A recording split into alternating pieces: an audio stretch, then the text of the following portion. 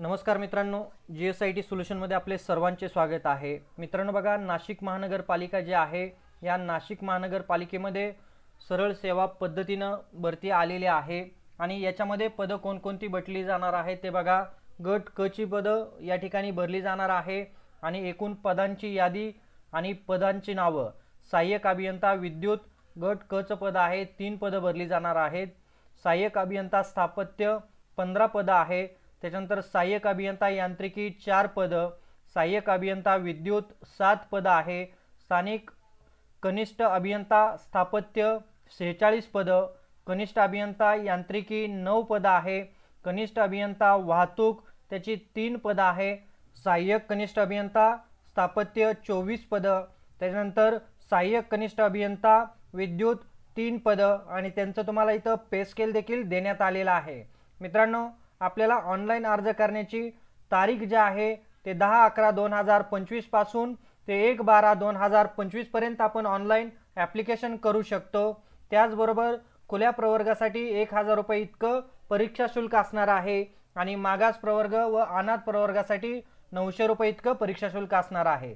मित्रांनो, आपल्याला इथं नाशिक महानगरपालिकेची जी वेबसाईट देण्यात आलेली आहे अधिकृत, या अधिकृत वेबसाईटवरती जाऊन आपल्याला ऑनलाइन ॲप्लिकेशन जे आहेत ते ऑनलाइन ॲप्लिकेशन भरायचे आहेत। हे लक्षात घ्या। ही जी लिंक आहे ती मी तुम्हाला या व्हिडिओच्या डिस्क्रिप्शन बॉक्समध्ये देखील दिलेली आहे। त्याच्यामध्ये कास्ट कॅटेगरीनुसार कशा पद्धतीने आरक्षण आहे प्रत्येक पोस्टला तुम्ही पाहू शकता। इथं तुम्हाला प्रत्येक पोस्टची आवश्यक एज्युकेशन क्वालिफिकेशन देखील इथं देण्यात आलेला आहे।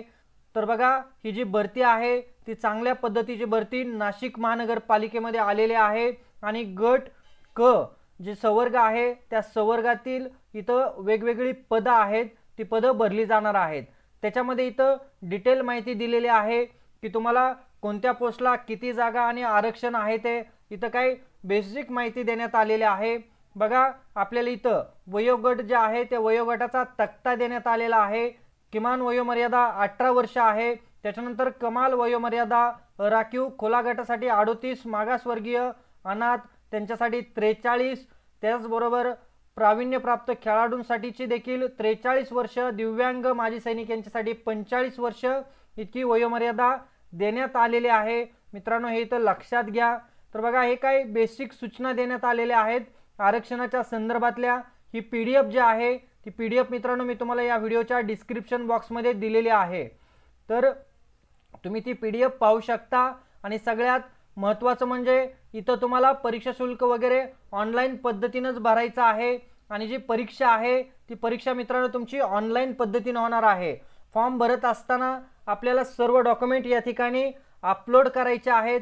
फोटो असेल, तुमची साइन असेल, त्याचबरोबर एज्युकेशन क्वालिफिकेशन वगैरे सर्व तुम्हाला इथं अपलोड करायचं आहे। परीक्षा शुल्क देखील आपल्याला ऑनलाइन पद्धतीने भरायचे आहे आणि फॉर्म भरून झाल्यानंतर परीक्षा शुल्क भरून झाल्यानंतर आपल्याला ॲप्लिकेशन फॉर्मची प्रिंटआउट काढून घ्यायची आहे आणि इथं तुम्हाला सिलेबस दिलेला आहे की कोणत्या ठिकाणी कशा पद्धतीने प्रश्न विचारले जाणार आहेत।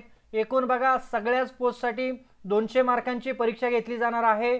त्याच्यामध्ये 2 तास परीक्षेसाठी असणार आहेत। वस्तुनिष्ठ बहुपर्यायी म्हणजेच प्रश्न तुम्हाला या ठिकाणी विचारले जाणार आहे आणि त्याच्यामध्ये मराठी, इंग्रजी, सामान्य ज्ञान या विषयावरती सगळे प्रश्न विचारले जाणार आहेत। हे लक्षात घ्या मित्रांनो। याच्यातील सामान्य ज्ञान हा जो घटक आहे तो आपल्या चॅनलवरती फ्री ऑफ कॉस्टमध्ये शिकवला जातो।